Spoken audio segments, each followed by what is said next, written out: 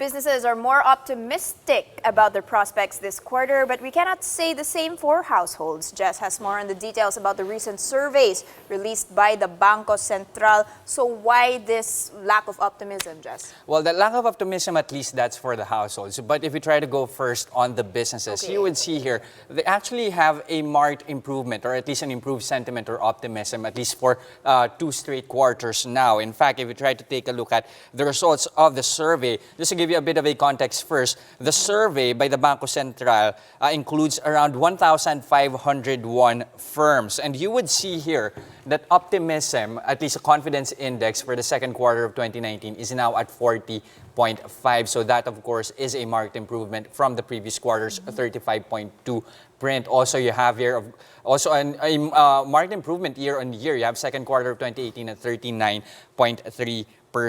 So that, of course, an uptick here on across all fronts. So what are the reasons here for the more optimistic sentiments here by business leaders? You have here a seasonal uptick, of course, with the summer season rather. Of course, you are expecting a surge in local and foreign tourists. At the same time, agriculture-wise, you have here, it's the harvest period. And then at the same time, you have school expenses, school enrollment, and at the same time, during May, of course, we had elections. So there's a boost in election-related spending. Likewise, they are also expecting sustained increase in orders and projects leading to higher volume of production. Other than that, we have an expansion in business and new product lines. Now, let's try to take a look at how sectors, at least their confidence level is at this point. If you try to look at the figures here in our chart, you would see construction, there is a bit of a markdown here. Oh, sorry, a bit of a markdown, correctly. That's from 47.2% to 34.3%. Likewise, a bit of a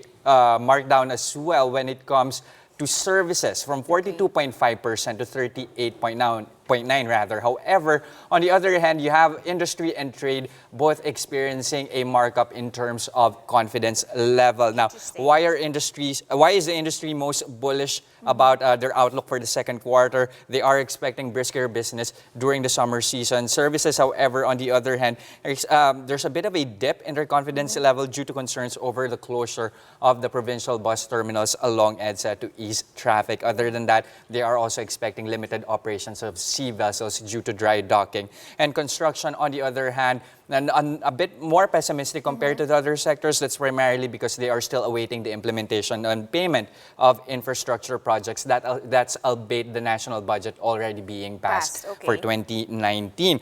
Now, in terms of employment outlook here, there's also a bit of a dip down to 26% versus the 29.7% from the previous quarters.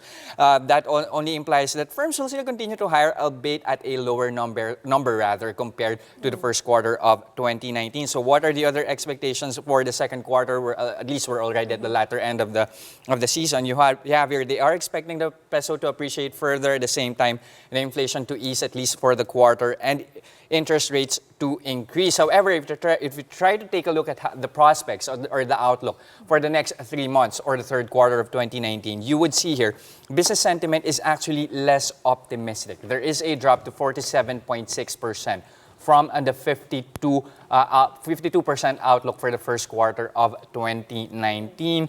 Now, they are expecting as well the peso to depreciate further, at least for the third quarter, and they are also expecting upticks in inflation and interest rates. Now, from businesses, this is something you mentioned earlier, households, a bit more pessimistic Even more here. pessimistic, okay. Yes, of course. Go ahead. Now, in their latest survey by the BSP, at least a consumer expectation survey, you would see here there is a marginal decline for the second quarter of 2019. That is down to negative 1.3%. That's from the 0.5% previously. That's the survey, by the way, is conducted among 5,583 Filipino households. And what are the reasons for the pessimism here, Dan?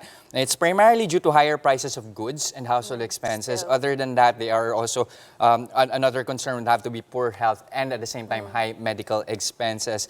And of course, this is something that we are experiencing now, the water crisis here in Metro Manila. But those pessimism somewhat offset partially by improved law and order, at the same time additional income, availability of more jobs, and a perceived good governance and additional working family members. Now, consumer confidence for the next quarter, less optimistic as well. There is a decline to 9.7%. That's coming from a 10.7% in the previous quarter, with concerns primarily still about higher prices of goods. That's very pessimistic, Jess, and even more pessimistic are the millennials in particular. Tell us more about that. Okay, so space.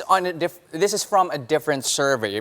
This one by Navarro Amper of the Deloitte Network, which covered, this is actually a global survey, which covered around 301 millennials, at least from the Philippines. Like us millennials, meaning those born from 1983 to 1994. Let's not divulge, but we do know that we are millennials. But according to the survey here, economic prospects among millennials for the next 12 months is also down. That's from 78% from last year to 48% this 2019. Likewise, their outlook for socio-political conditions are also down. That's from 68% to 41% this year. Now, compare that, however, to global sentiment. The survey is saying that Pinoys are still more or less optimistic because you have less than a third in the global scale here expect their economies and socio-political situations to actually improve.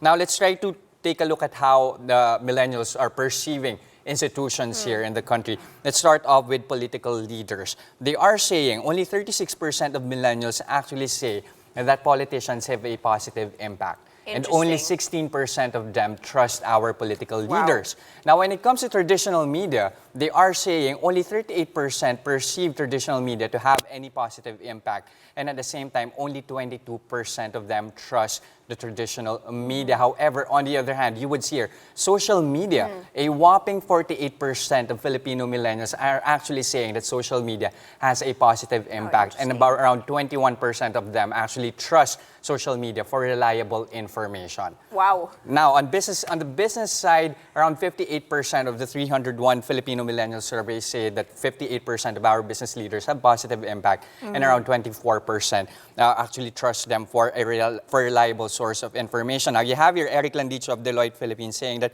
it is very worrying that you have your millennials having very little trust in institutions that they should in fact be trusting. Exactly. So that now, get their taxes also. Exactly. Also, now as business leaders, he is saying that business leaders now have the responsibility to understand what is fueling the distrust or this wariness among the millennials, and then to take appropriate steps to at least mitigate this. Very interesting points there, Jester. So stronger faith in the private space here in the Philippines.